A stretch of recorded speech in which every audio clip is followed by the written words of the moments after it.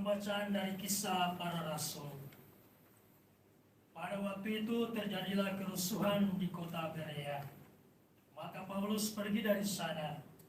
Orang-orang yang mengiringi Paulus menemaninya sampai di kota Athena, lalu kembali dengan pesan kepada Silas dan Timotius supaya mereka selekas mungkin menyusul Paulus. Di Athena, Paulus pergi berdiri di atas Areopagus dan berkata, "Hai orang-orang Athena, aku lihat bahwa dalam segala hal kamu sangat beribadah kepada dewa-dewa. Sebab ketika aku berjalan-jalan di kotamu dan melihat-lihat barang pujaanmu, aku menjumpai juga sebuah mezbah dengan tulisan, kepada Allah yang tidak dikenal. Apa yang kamu sembah tanpa mengenalnya, itulah yang kuberitakan kepada kamu. Allah yang telah menjadikan bumi dan segala isinya, Ia yang adalah Tuhan atas langit dan bumi, tidak diam dalam kuil-kuil buatan tangan manusia. Ia juga tidak dilayani oleh tangan manusia, seolah-olah Ia kekurangan apa-apa, karena Dialah yang memberikan hidup, nafas dan segala sesuatu kepada semua orang.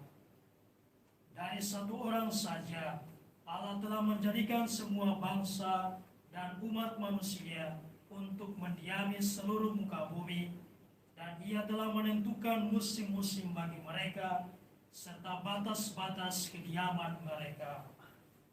Maksudnya, supaya mereka mencari Dia, dan mudah-mudahan menjamah serta menemukan Dia, walaupun Ia tidak jauh dari kita masing-masing. Sebab di dalam Dia kita hidup, kita bergerak, kita ada, seperti yang telah dikatakan juga oleh pujangga-pujanggamu. Sebab kita ini dari keturunan Allah juga. Karena kita berasal dari keturunan Allah, kita tidak boleh berpikir bahwa keadaan ilahi sama seperti emas atau perak atau batu, ciptaan kesenian dan keahlian manusia. Dengan tidak memandang lagi zaman kebodohan, maka sekarang Allah memberikan kepada manusia bahwa di mana-mana semua orang harus bertobat. Karena Allah telah menetapkan suatu hari bahwa waktu mana Ia dengan adil akan menghakimi dunia dengan perantaraan seorang yang telah ditentukannya, sesudah Ia memberikan kepada semua orang suatu bukti tentang hal itu dengan membangkitkan orang itu dari antara orang mati. Ketika mereka mendengar tentang kebangkitan orang mati, maka ada yang mengejek dan yang lain berkata, "Lain kali saja kami mendengar engkau berbicara tentang hal itu." Lalu Paulus pergi meninggalkan mereka. Tetapi beberapa orang laki-laki menggabungkan diri dengan Paulus dan menjadi percaya. Di antaranya juga Dionysius, anggota majelis Areopagus, dan seorang perempuan bernama Damaris, dan yang juga orang-orang lain bersama-sama dengan mereka. Kemudian Paulus meninggalkan Athena lalu pergi ke Korintus. Demikianlah sabda Tuhan. Syukur kepada Allah. Refren Mazmur tanggapan, segala surga dan bumi penuh dengan kemuliaan-Mu. Surga dan bumi penuh kemuliaan-Mu. Pujilah Tuhan di surga, pujilah Dia di tempat tinggi. Pujilah Dia, hai segala malaikatnya, pujilah Dia, hai segala tentaranya. Surga dan bumi penuh kemuliaan-Mu. Pujilah Tuhan, hai raja-raja di bumi dan segala bangsa, pembesar dan semua perintah bumi.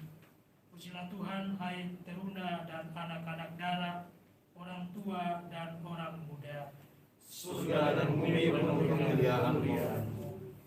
Biarlah semua memuji-muji Tuhan, sebab hanya namanya yang tinggi luhur, keagungannya mengatasi bumi dan langit.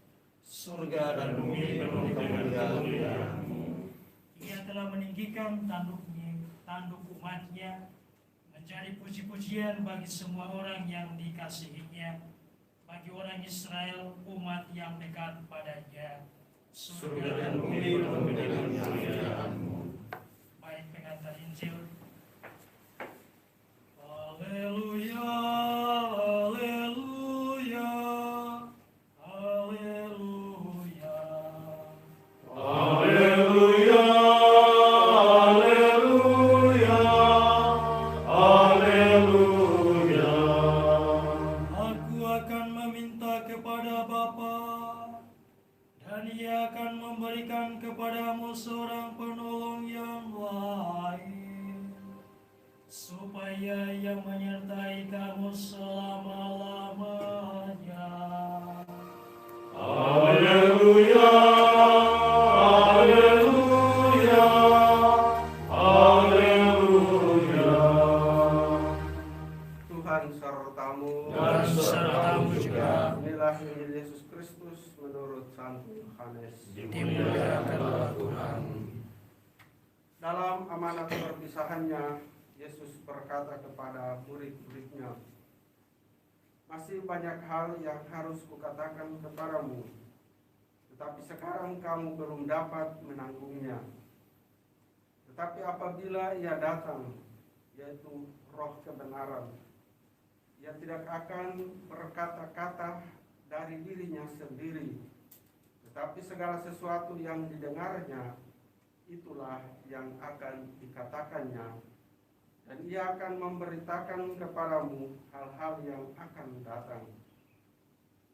Ia akan memuliakan Aku, sebab Ia akan memberitakan kepadamu apa yang Dia terima daripadaku. Segala sesuatu yang Bapa punya adalah kepunyaanku. Sebab itu Aku berkata, Ia akan memberitakan kepadamu apa yang Dia terima daripadaku." Demikianlah sabda Tuhan. Terpujilah Kristus. Roh Kudus adalah roh kebenaran. Dan semua pengetahuan kebenaran itu adalah pekerjaan Roh Kudus. Roh kebenaran itu membantu kita untuk memahami semua yang telah Tuhan nyatakan kepada kita untuk keselamatan kita. Oleh karena itu, ada dua hal yang perlu kita lakukan. Pertama, kita perlu membuka diri kita, membuka hati kita agar Roh Kudus selalu menjadi tamu hati, menjadi tamu jiwa kita. Dan yang kedua, kita selalu menjalin komunikasi dengan Roh Kudus. Komunikasi itu kita lakukan dalam doa dan meditasi, dalam refleksi dan permenungan kita. Dengan demikian, kita akan terus dibimbing oleh Roh Kudus di jalan kebenaran, bukan di jalan kebohongan. Marilah kita berdoa agar Roh Kudus selalu membimbing dan menuntun kita untuk mengetahui kebenaran, terutama mengetahui kehendak Tuhan, dan Roh Kudus memberi kekuatan kepada kita untuk melaksanakan kehendak